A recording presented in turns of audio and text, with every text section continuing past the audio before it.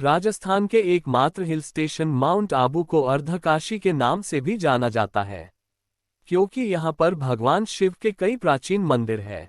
स्कंद पुराण के मुताबिक वाराणसी शिव की नगरी है, तो माउंट आबू भगवान शंकर की उपनगरी। अचलेश्वर महादेव मंदिर माउंट आबू से लगभग 11 किलोमीटर दूर उत्तर दिशा में अचलगढ़ की पहाड़ियों पर अचलगढ़ के किले के पास स्थित है। मंदिर में प्रवेश करते ही पंच धातु की बनी नंदी की एक विशाल प्रतिमा है, जिसका वजन 4 टन है। मंदिर के अंदर गर्भगृह में शिवलिंग पाताल खंड के रूप में दृष्टिगोचर होता है, जिसके ऊपर एक तरफ पैर के अंगूठे का निशान उभरा हुआ है, जिन्हें स्वयंभू शिवलिंग के रूप में पूजा जाता है। ये देवाधिदेव शिव का दाहिना अंगूठा माना जाता है। पारंपरिक मान्यता है कि इसी अंगूठे ने पूरे माउंट आबू के पहाड़ को थाम रखा है। जिस दिन अंगूठे का निशान गायब हो जाएगा, माउंट आबू का पहाड़ खत्म हो जाएगा। मंदिर परिसर के विशाल चौक में चंपा का विशाल पेड़ अपनी प्राचीनता को दर्शाता है। मंदिर की बाईं बाजू की तरफ 2 कलात्मक खंभों का धर्मकांटा बना हुआ है, जिसकी शिल्पकला अद्भुत है।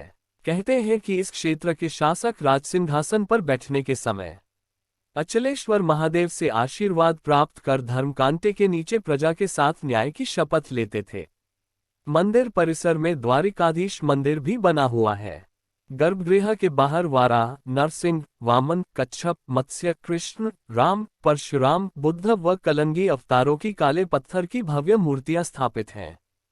पौराणिक काल में जहां आज आबू पर्वत स्थित है, वहां नीचे विराट ब्रह्मखाई थी। इसके तट पर वशिष्ठ मुनि रहते थे। उनकी गाय कामधेनु एक बार हरी घास चरते हुए ब्रह्मखाई में गिर गई। उसे बचाने के लिए मुनि ने सरस्वती गंगा का आह्वान किया तो ब्रह्मखाई पानी से जमीन की सतह तक भर गई और कामधेनु गाय गोमुख पर बाहर जमीन पर आ गई। एक बार दोबारा ऐसा ही हुआ। इसे देखते हुए बार बार के हादसे को टालने के लिए वशिष्ठ मुनि ने हिमालय जाकर उससे ब्रह्मखाई को पाटने का अनुरोध किया। हिमालय ने मुनि का अनुरोध स्वीकार कर अपने प्रिय पुत्र नंदी वज्रधन को जाने का आदेश दिया। अर्बुदनाग नंदी वज्रधन को उड़ाकर ब्रह्मखाई के पास वशिष्ठ आश्रम लाया।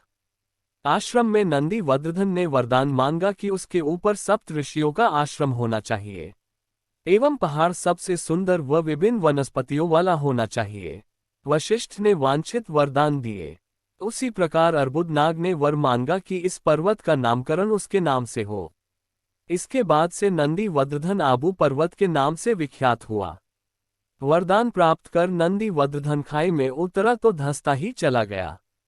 केवल नंदी वज्रधन का नाक एवं ऊपर का हिस्सा जमीन से ऊपर रहा, जो आज आबू पर्वत है। इसके बाद भी वह अचल नहीं रह पा रहा था। तब वशिष्ठ के विनम्र अनुरोध पर महादेव ने अपने दाहिने पैर के अंगूठे पसार कर इसे स्थिर किया, यानी अचल कर दिया।